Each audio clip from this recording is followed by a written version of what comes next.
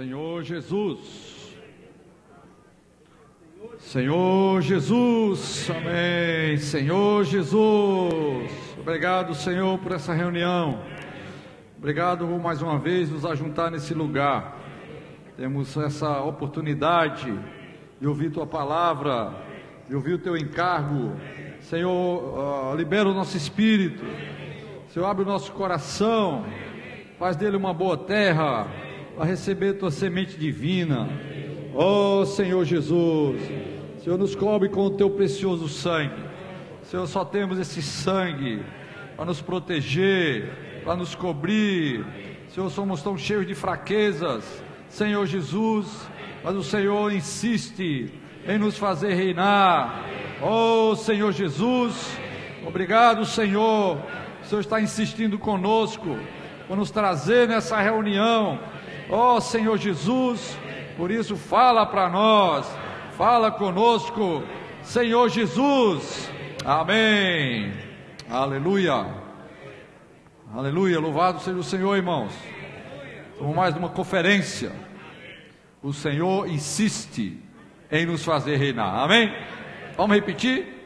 O Senhor insiste em nos fazer reinar, aleluia. Então, se nós estamos aqui hoje à noite, o Senhor ainda está contando conosco, amém? Temos mais uma conferência, como de costume, né? Temos feito logo após a comunhão internacional que nós temos em Sumaré, e ali nós tomamos o encargo, né, para cada semestre, e temos essa conferência 15 dias após, e aqui nós estamos, amém? Que o Senhor possa abrir nosso coração para ser uma boa terra, para receber a sua palavra divina, receber a sua semente divina, amém? Jesus é o Senhor tem avançado, o Senhor tem pressa, o Senhor quer trazer o seu reino para essa terra, e Ele conta conosco, amém? Nós estamos aqui para ouvir a sua palavra. Como vocês viram no início da reunião, na tela estava aqui o tema desse semestre, né? O ministério que seguimos e praticamos. Vamos repetir? O ministério que seguimos e praticamos.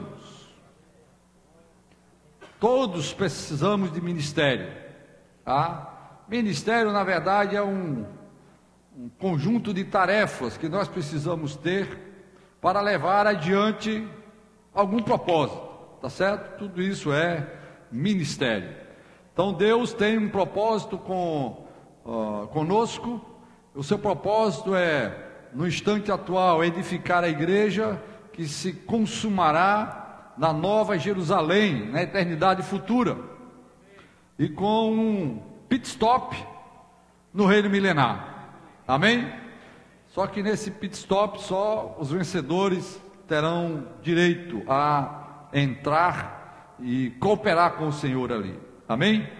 Então, esse semestre nós vamos ver o ministério que seguimos e praticamos. Não é o ministério de um homem qualquer, não é o ministério de uma pessoa especificamente, apesar de ter pessoas que têm ministério, mas o ministério de cada pessoa, o meu, o seu, de qualquer irmão, esse ministério ele está incluso no ministério que leva adiante o plano de Deus.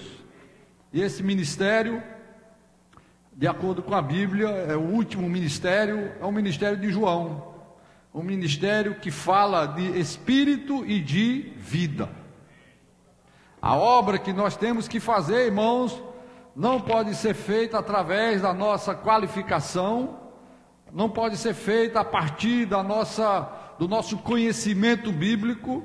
Essa obra que tem que ser feita, ela é feita pelo transbordar da vida de Deus em nós.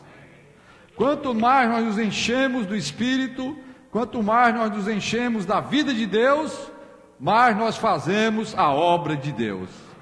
É esse ministério, irmãos, que nós queremos absorver, né, nesse semestre, aprender mais, praticar mais, amém? É um ministério de espírito e de vida, apresentado para nós pelo né, o João, no seu Evangelho, nas suas epístolas e finalmente nesse livro de Apocalipse.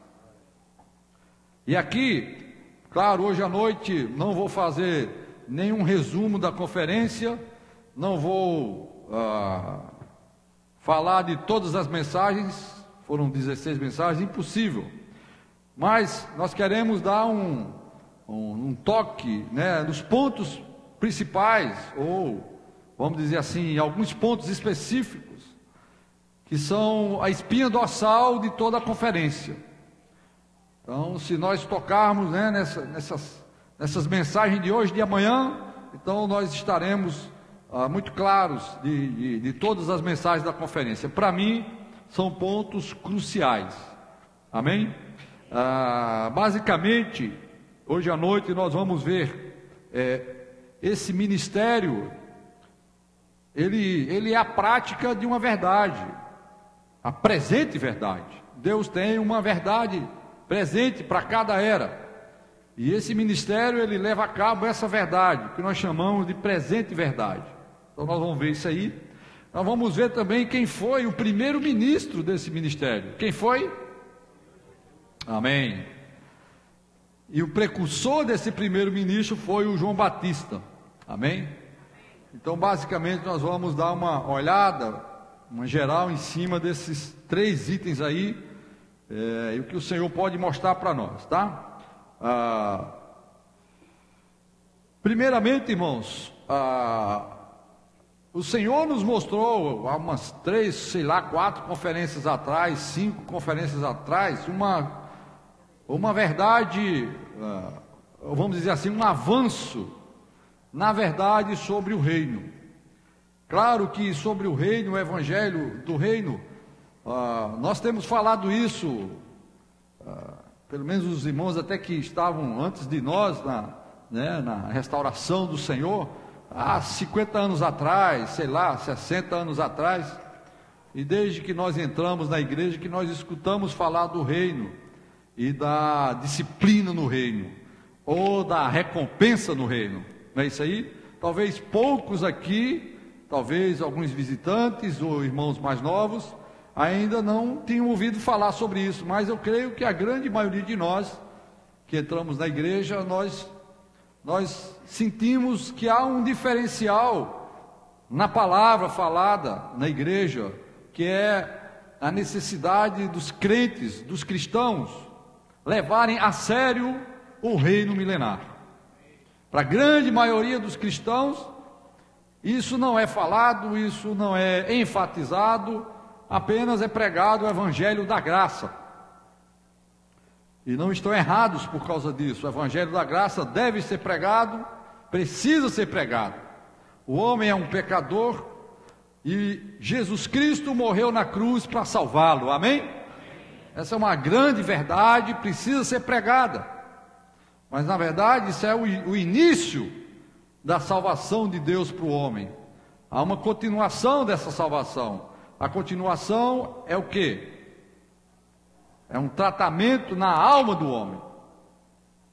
O homem foi salvo no seu espírito. Aquele que nasce do Espírito Santo é o espírito do homem. Todo aquele que invoca o nome do Senhor nasce do Espírito. Ganha a vida de Deus, o seu espírito, e passa a ser um filho de Deus. Mas um filho de Deus pode ser ainda uma criança, ou o filho de Deus já é adolescente, ou o filho de Deus pode ser um jovem, ou o filho de Deus cresceu, agora é um homem maduro, e agora, depois de maduro, ele pode reinar com Cristo no seu reino milenar. Essa segunda parte, na verdade, é a lacuna que existe na pregação do evangelho hoje entre os cristãos, que nós chamamos de evangelho do reino. Amém? Só que, irmãos, tem um detalhe. No avanço dessa revelação divina, o Senhor nos mostrou que a ênfase não é só a questão de disciplina.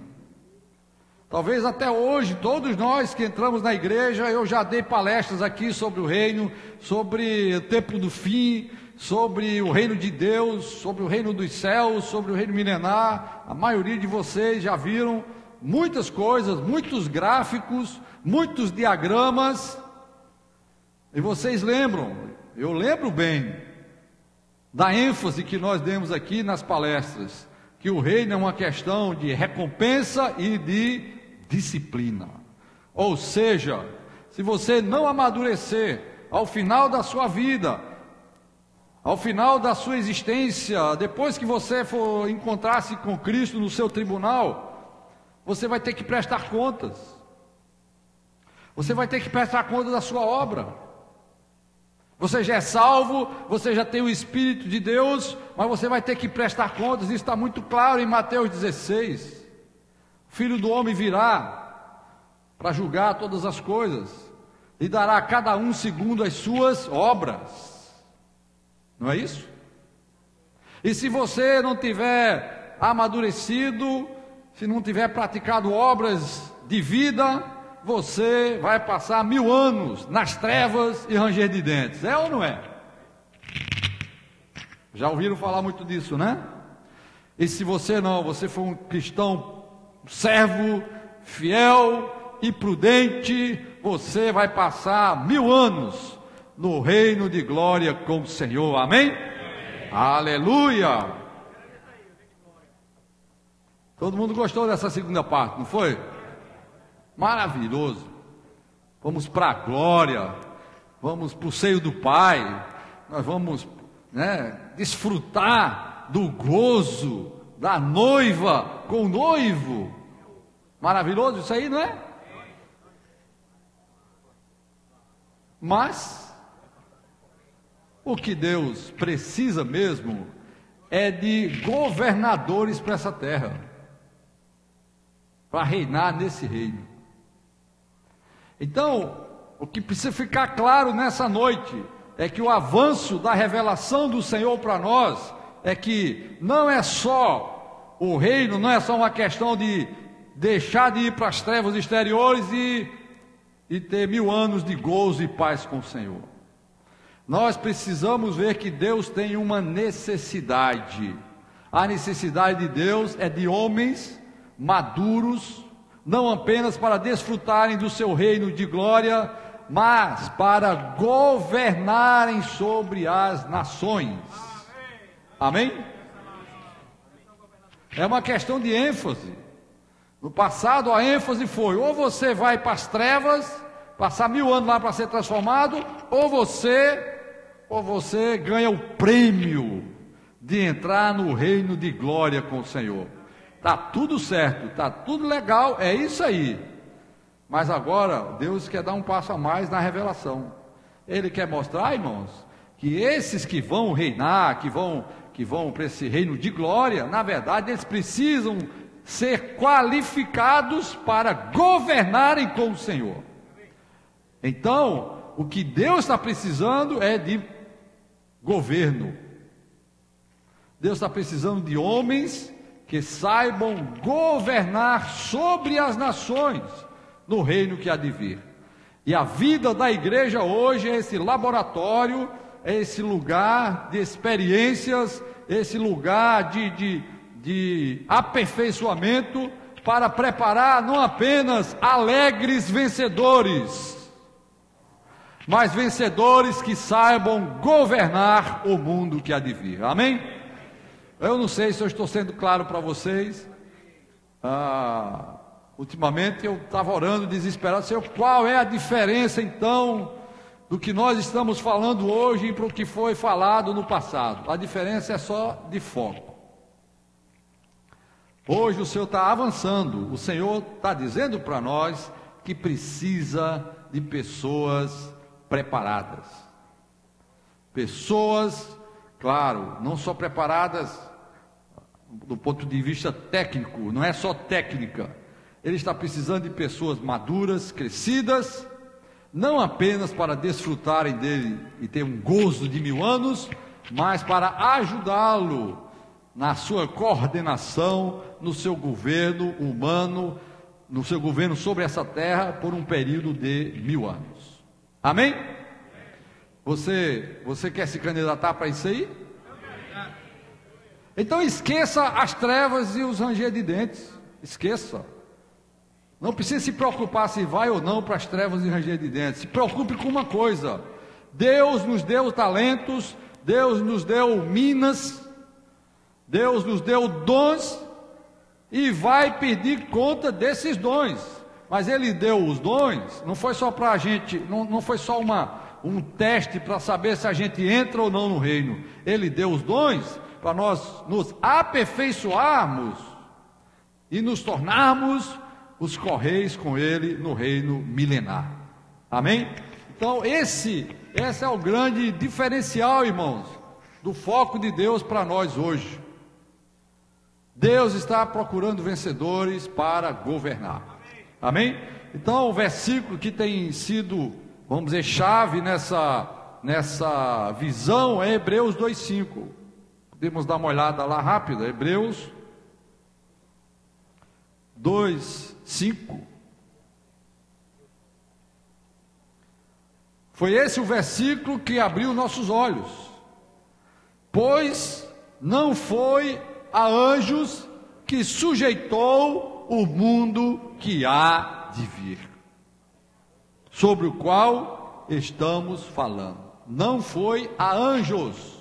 E mais na frente, você lendo todo esse capítulo, você vai concluir que o reino que há de vir, ele está sendo confiado aos homens. E o primeiro homem qualificado para isso foi o Senhor Jesus. Amém? Aqui fala: antes alguém em certo lugar deu pleno testemunho dizendo: que é o homem que dele te lembres, e o filho do homem que eu visito. Ou seja, você não vai dar mais o governo do mundo que há de vir aos anjos. Mas que é o homem? Será que o homem pode governar? Será que o homem tem condição? Deus desistiu dos anjos, Lúcifer caiu, Lúcifer se rebelou e Deus o expulsou do Éden, não deu chance para ele. E o homem? Quem é o homem? Que Deus possa se lembrar. Será que ele lembrou de nós? Fizeste-o, aqui já é uma profecia que está no Salmo 8, tá? Com respeito ao Senhor Jesus. Fizeste-o por um pouco menor que os anjos, de glória e de honra o coroaste, e o constituíste sobre as obras das tuas mãos. Todas as coisas sujeitaste debaixo dos seus pés. Ora, desde que ele sujeitou todas as coisas, nada deixou fora do seu domínio. Agora, porém, ainda não vemos todas as coisas a ele sujeitas. Vemos, todavia, aquele que por um pouco, tendo sido feito menor que os anjos. Quem? Presta atenção a esse nome, tá? Jesus. Por causa do sofrimento da morte, foi coroado de glória e de honra, para que pela graça de Deus provasse a morte por todo homem, porque convinha que aquele por cuja causa e por quem todas as coisas existem, conduzindo muitos filhos à glória. É aí onde você entra, né? Muitos filhos sendo conduzidos à glória, aperfeiçoasse por meio de sofrimentos o autor da salvação deles. Então Jesus é o autor da nossa salvação. Amém? Ele é o primeiro homem apto para governar o mundo que há de vir. Quando ele veio e que entrou em Jerusalém, ali entrou o rei. O rei, naquela última semana, entrou em Jerusalém. Colocaram lá na sua cruz aquela inscrição: Rei dos Judeus, como uma gozação. Mas na verdade, essa era a grande realidade, a grande verdade. Jesus é o Rei. Amém? Não como Deus, mas como homem Deus. Isso que nós precisamos ver. Como homem Deus. Pois tanto que santifica como os que são santificados, todos vêm de um só. Por isso é que ele não se envergonha de nos chamar de irmãos, dizendo: a meus irmãos declarei o teu nome, cantar-te-ei louvores no meio da congregação. E outra vez: eu porei nele a minha confiança, e ainda eis aqui estou eu e os filhos que Deus me deu. Presta atenção ao contexto, irmãos. Como que começa esse capítulo? No versículo 5, dizendo que Deus está preocupado com a questão do governo. O mundo que há de vir não vai ser mais dado a anjos. vai ser dado a quem? A Jesus, que gerou os muitos irmãos. Então esses irmãos do Senhor junto com ele reinarão no reino que há de vir. A meus irmãos declarei o teu nome e cantar-te-ei louvores no meio da congregação. E outra vez eu porei nele a minha confiança, eis aqui estou eu e os filhos que Deus me deu. O versículo 14 é muito interessante. Visto, pois, que os filhos têm participação comum de carne e sangue, destes também ele igualmente participou, para que por sua morte destruísse aquele que tem o poder da morte, a saber, o diabo, e livrasse todos que pelo pavor da morte estavam sujeitos à escravidão por toda a vida. Pois ele, evidentemente, não socorre anjos, mas socorre a descendência de Abraão. Aleluia! E foi a esse Abraão que Deus disse: de ti farei uma grande nação, e todas as famílias da terra serão abençoadas a partir de ti. Então Deus desistiu dos anjos, irmãos. Deus desistiu dos anjos. E agora Deus está esperando contar com cada um de nós. Por isso mesmo, veja que coisa rica, por isso mesmo convia que em todas as coisas, esse Jesus se tornasse semelhante aos irmãos. Para ser o quê? Misericordioso e fiel sumo sacerdote nas coisas referentes a Deus. Que coisas? Deus é justiça. Toda alma que pecar, essa morrerá. E agora o homem tem um problema com Deus. O homem tinha um problema com Deus, mas esse Jesus se tornou semelhante aos irmãos para ser o quê? Misericordioso e fiel sumo sacerdote nas coisas referentes a Deus. Há uma briga de Deus com o homem, primeiro com Satanás e depois com o homem que se juntou com Satanás. E essas coisas referentes a Deus, irmãos, agora estão sendo resolvidas, amém? Através desse que se tornou semelhante aos irmãos. Pois naquilo que ele mesmo sofreu, tendo sido tentado, é poderoso para socorrer os que são tentados. Resumo da história. No versículo 5, Deus está dizendo que vai usar homens para governar o mundo que há de vir. Mas os homens caíram, os homens estão fracos, os homens estão com problema com Deus, os homens têm uma demanda com Deus. E qual foi a salvação? Jesus. Amém? A salvação é Jesus. Preste atenção do que eu vou falar daqui para frente, mas não esqueça o que eu falei para trás, não esqueça o contexto. Nós estamos falando aqui que o foco hoje do reino milenar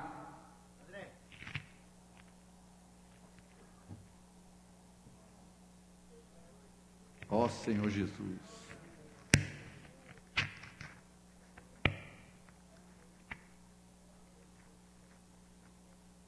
amém, né? Dá certo aí? Senhor Jesus, o foco, irmãos, do reino milenar hoje não é só o desfrute no reino, mas é governar com o Senhor como homem no mundo que há de vir. Amém? Isso é a grande revelação de Hebreus 2:5 para nós. E esse trabalhar de Deus hoje, essa obra de Deus hoje, para a gente chegar nesse nível, irmãos, é que nós chamamos de o ministério, tá certo? Nós precisamos ser aperfeiçoados nesta obra do ministério, tá certo? Nós precisamos crescer em vida, nós precisamos negar nossa vida da alma. A coisa mais terrível que existe dentro de nós é a nossa vida da alma. Não são nossos pecados, mas a nossa alma, porque os nossos pecados vêm exatamente da nossa alma. A nossa alma é a máquina de fazer pecados. Então é melhor você tratar com a máquina, que nunca mais ela vai fazer pecado, amém? Ó Senhor Jesus, mas aleluia, Que é o homem? Que é o homem, hein, Malúcia? Que é? Que é o homem? Para que Deus um dia tenha se lembrado de nós. É que Deus se lembrou de nós e resolveu contar conosco para governar o mundo que há de vir. Mas nós estávamos caídos, nós estávamos perdidos, sem esperança, sem Deus e ainda mais no mundo, no sistema do inimigo de Deus. E tínhamos uma demanda com Deus. Ó Senhor Jesus. No Velho Testamento, Adão, que causou o problema inicial, foi expulso do Jardim do Éden. E lá foi colocado lá um querubim, né, com uma espada flamejante, né, de fogo, proibindo a volta do homem à árvore da vida. O acesso à árvore da vida do homem ficou fora do Jardim do Éden.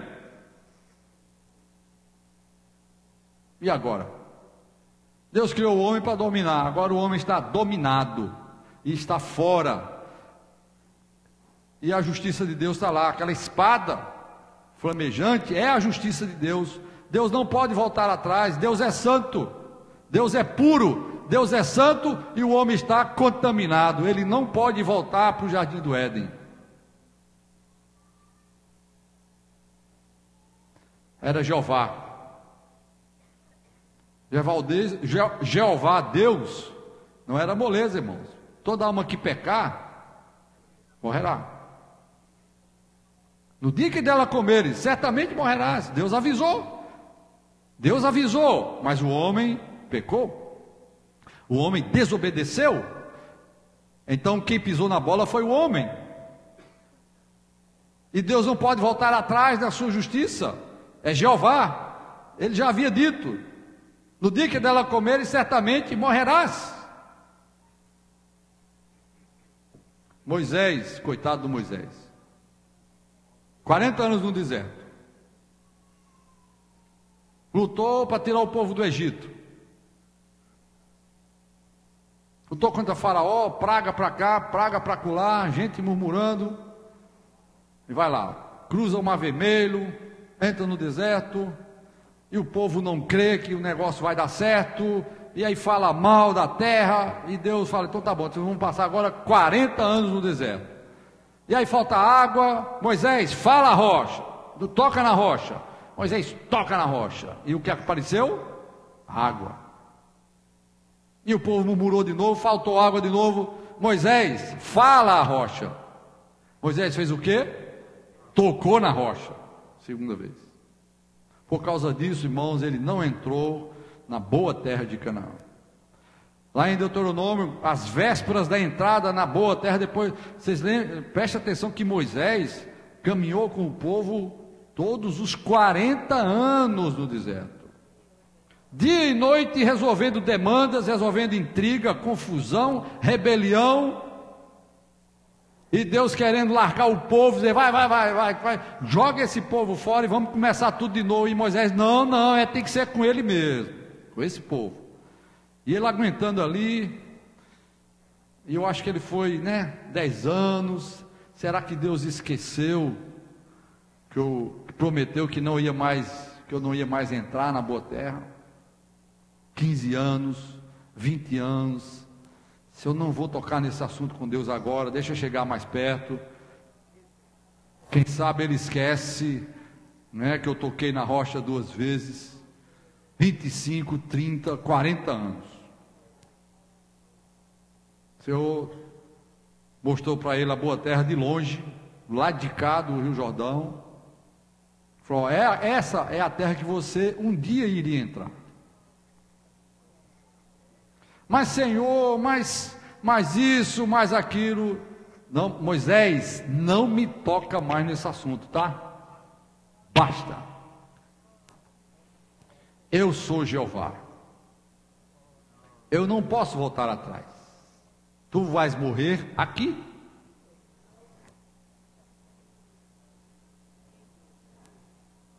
Até o dia, irmãos, em que Jeová se tornou um homem. Moisés não teve saída para ele.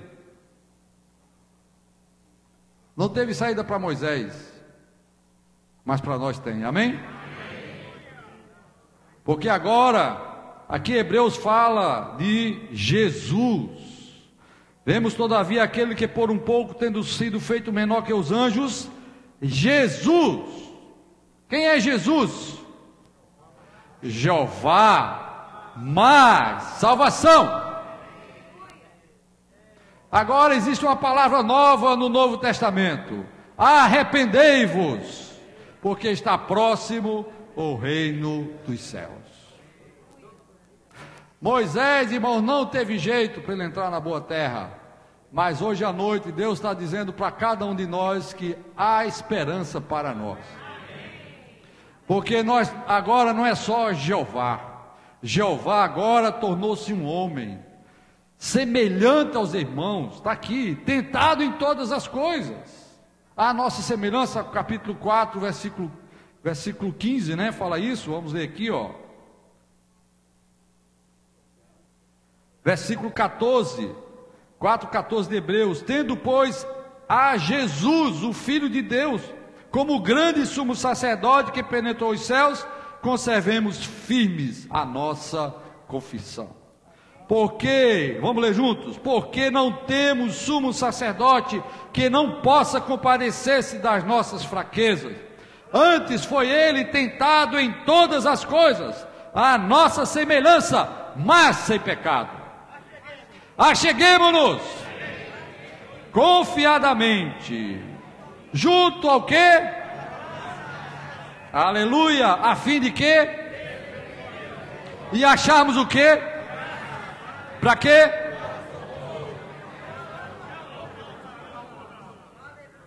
No capítulo 2 ele fala que Deus não socorre a anjos, mas socorre a descendência de Abraão. A maneira como Deus socorre a descendência de Abraão é que Jeová um dia se tornou tal homem na terra, igual a nós, tentado em todas as coisas, a nossa semelhança. Pensem em todos os pecados que você já foi tentado, o Senhor Jesus foi tentado neles. Então, um dos pontos altos, irmãos, da conferência foi exatamente esse: 33 anos e meio de história do Senhor, 33 anos e meio de viver aqui na terra, apenas 3 anos e meio de ministério, de ensino, de aperfeiçoamento dos homens, mas ele mesmo foi aperfeiçoado por 30 anos. 30 anos, irmãos. Aqui voltando, fala que ele foi aperfeiçoado pelas coisas que sofreu, não é isso? Vamos voltar aqui.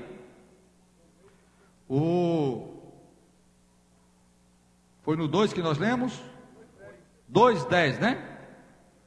Porque convinha que aquele por cuja causa e por quem todas as coisas existem, conduzindo muitos filhos à glória, aperfeiçoasse por meio de sofrimentos o autor da salvação deles. Também acho que o 5:8 fala também sobre esse assunto, né? Podemos ver lá? O que fala aí? Embora sendo filho, aprendeu a obediência pelas coisas que sofreu. Isso mostra, irmãos, que o Senhor Jesus teve um viver nessa terra de 30 anos, antes de começar o seu ministério, antes de ser batizado, uma vida humana igual a nós, cheia de sofrimentos. Primeiro, não tinha lugar onde nascer, nasceu no meio do templo, colocaram numa manjedoura. Com menos de 2 anos teve que fugir para o Egito, porque queriam pegá-lo, nem nasceu de novo, o rei já queria matar o menino. Volta, vai, vem, 30 anos, irmãos, de lutas, principalmente lutas interiores. Porque depois dos 2 anos de idade, ninguém mais perseguiu o Senhor Jesus. Concordam comigo? Até os dois quiseram, mas dos dois para frente a Bíblia não fala mais nada. Fala agora que ele foi aperfeiçoado pelas coisas que sofreu. E embora sendo filho, aprendeu essa obediência. Como que ele aprendeu? Nós só chegamos a uma conclusão: foram os seus 30 anos de vida humana nessa terra. Todo dia o diabo chegava lá e batia na sua porta. Todo dia o diabo aparecia e o tentava. Todo dia, irmãos. Todo dia e todo dia. Para vencer. Amém? Ó Senhor Jesus. Irmãos, realmente nós precisamos dar muito graças ao Senhor, né? Por Ele ter existido nessa terra. Amém? Há um homem que passou por aqui 30 anos sofrendo perseguição externa e interna na sua alma. Isaías 53 fala que ele era um homem de dores e que sabia o que era sofrer. Então nós precisamos, irmãos, perder um pouco do nosso conceito antigo, religioso, de que o sofrimento de Cristo foram 6 horas na cruz. Creio, irmãos, que aquilo não foi nada para ele. O maior sofrimento de Jesus, irmãos, foi a vida inteira negando a vida da alma. Nós estamos acostumados, puxa, escravo na mão, como é que uma pessoa aguentou 6 horas pendurado numa cruz? Uma coroa de espinho na cabeça, o sangue descendo, e depois no final o cara ainda chega, mete uma lança no seu lado, jorra sangue e água. Oh, amado Jesus. Aí alguns choram, não é verdade? Aqueles filmes da paixão de Cristo. Irmãos, o Senhor está falando algo muito mais profundo para nós hoje à noite. O maior sofrimento do Senhor não foi o da cruz. O maior sofrimento do Senhor foi 30 anos experimentando o que é a natureza humana. João 2, 25. Isso não?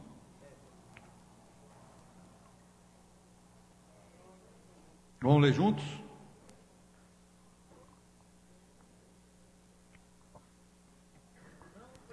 E não precisava de que alguém lhe desse testemunho a respeito do homem, porque ele mesmo sabia o que era a natureza humana.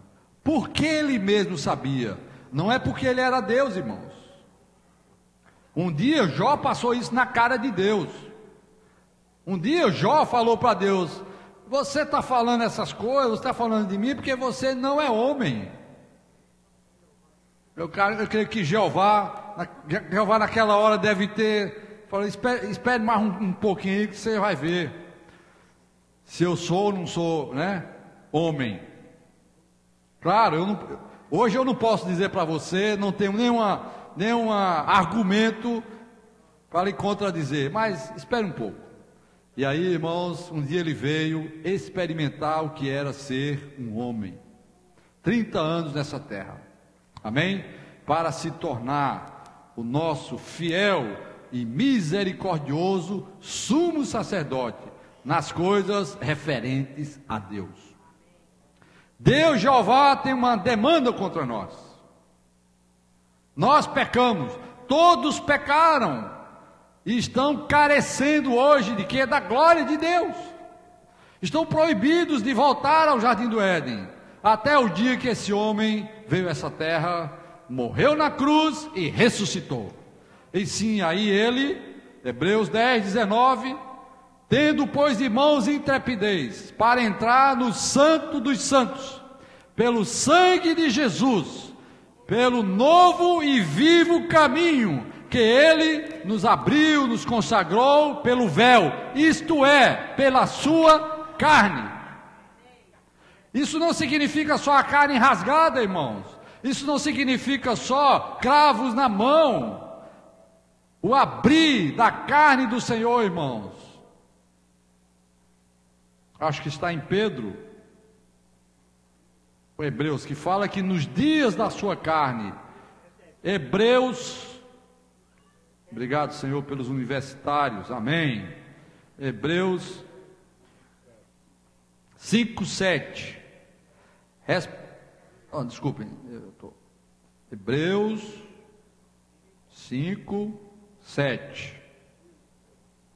Ele, Jesus, nos dias da sua carne, tendo oferecido com forte clamor e lágrimas, orações e súplicas, a quem o podia livrar da morte, e tendo sido ouvido por causa da sua piedade, embora sendo filho, aprendeu a obediência pelas coisas que sofreu.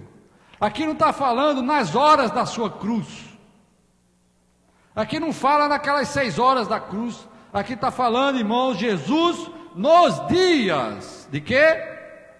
Irmãos, aquilo foi o maior sofrimento de Jesus, 30 anos na carne, por mim e por você. Você ainda insiste em estar na sua alma? Você ainda insiste em fazer a sua própria vontade, a fazer os seus gostos, o que você quer? Ele renunciou à sua vida o tempo inteiro. Ó Senhor Jesus, nós precisamos louvar ao Senhor por tal pessoa, nessa terra, que veio morrer por nós, e aí, depois que morreu, tornou-se o Espírito, e esse Espírito dá vida para nós. Quando nós invocamos Senhor Jesus, quem entra em nós? Aquele que foi tentado na carne, que sofreu na carne, que venceu na carne. Esse Jesus, irmãos, entra em nós e pode nos fazer um vencedor. Amém? Palavra-chave então do Novo Testamento é arrependei-vos. Agora tem uma saída para nós. Agora um que já cumpriu tudo por nós, já morreu por nós, basta nós invocarmos o seu nome. E quando invocamos esse nome, nós ganhamos força, amém? Nós ganhamos vigor. Louvado seja o Senhor. Finalmente, irmãos, vindo aqui para Apocalipse, então, capítulo 5.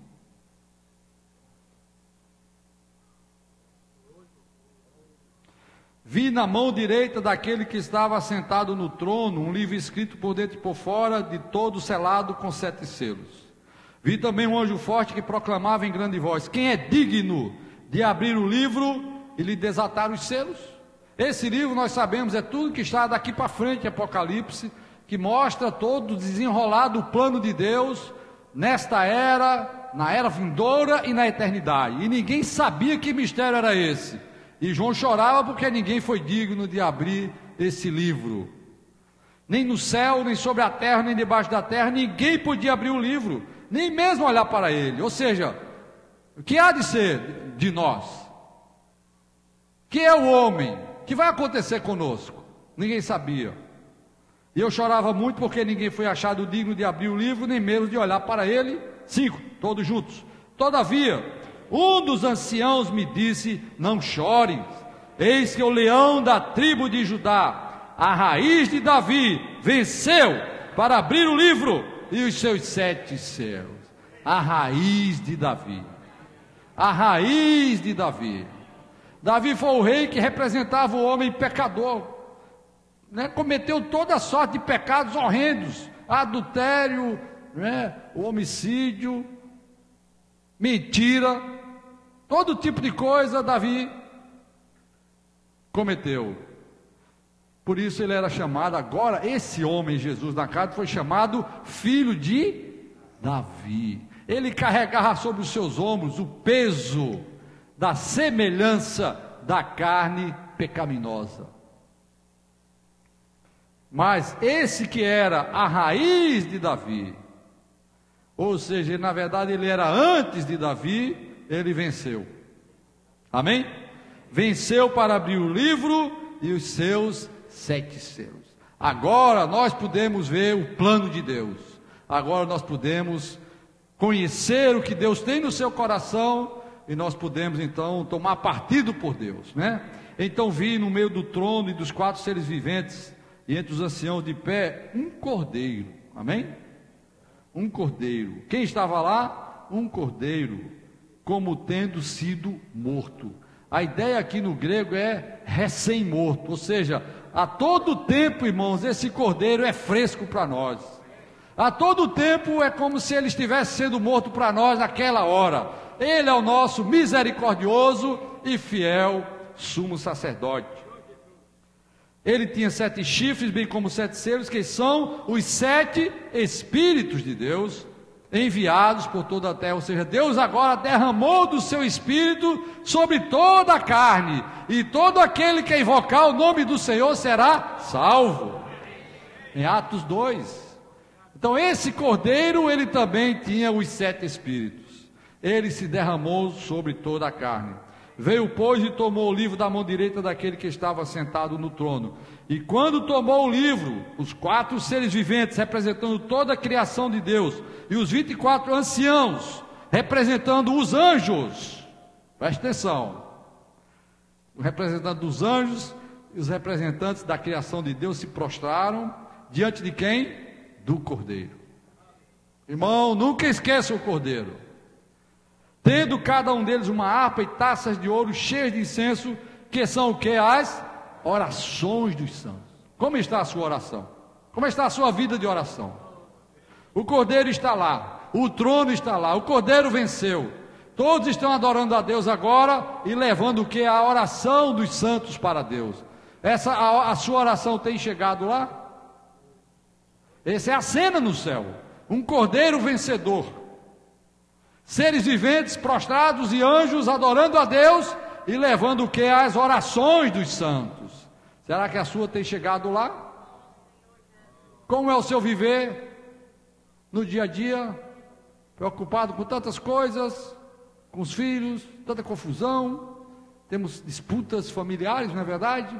Tantos rolos, disputas profissionais, empresariais, negócios.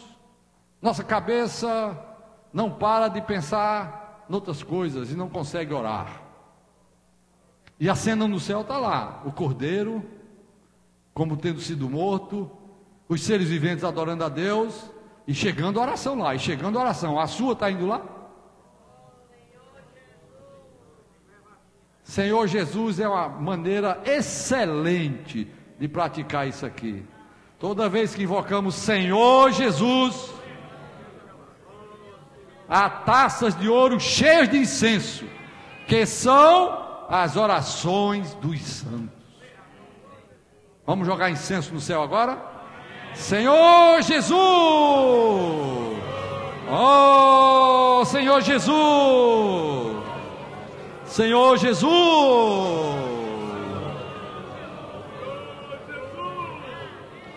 E entoava um novo cântico, aleluia! Agora tudo fica novo. Dizendo: digno és de tomar o livro e de abrir os selos, porque foste morto.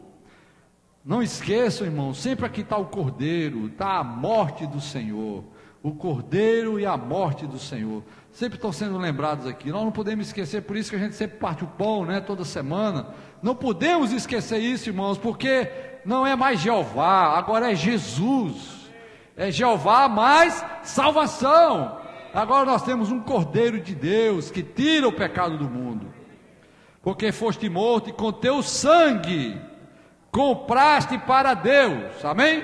Os que procedem de toda tribo, língua, povo e nação. Os homens estão organizados dessa maneira, tá? Há tribos. Aqui nós temos 2 irmãos da África, né? O irmão Gomes, que é angolano, e o irmão Paulino, que é de Guiné-Bissau, né? O irmão Paulino tá? Tá ali. Tá. Depois nós queremos a comunhão de vocês aqui, tá? Prepara aí o pontinho de vocês, tá? Os irmãos vão querer ouvir vocês falar daqui a pouco.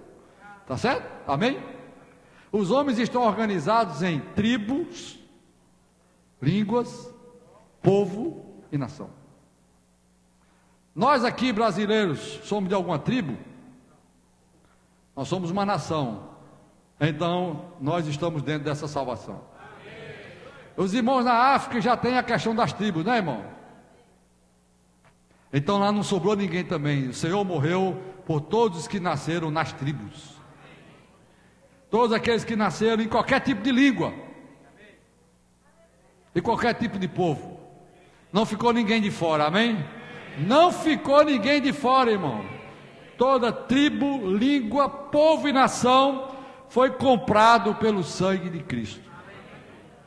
E versículo 10 para a gente concluir. E para o nosso Deus, os constituíste o quê? Reino e sacerdotes e farão o quê? Você foi comprado pelo sangue de Cristo para quê? Amém? Esse é o evangelho do reino que nós temos que pregar hoje, tá? Não foi o sangue de Cristo somente derramado para me tirar do inferno. Não foi só o sangue de Cristo derramado para eu ter um viver de glória no céu, ou seja lá onde for. O Senhor nos comprou, irmãos, para fazer de nós governantes na terra. Amém? Louvado seja o Senhor. Jesus é o Senhor. Amém? Aleluia. Nós não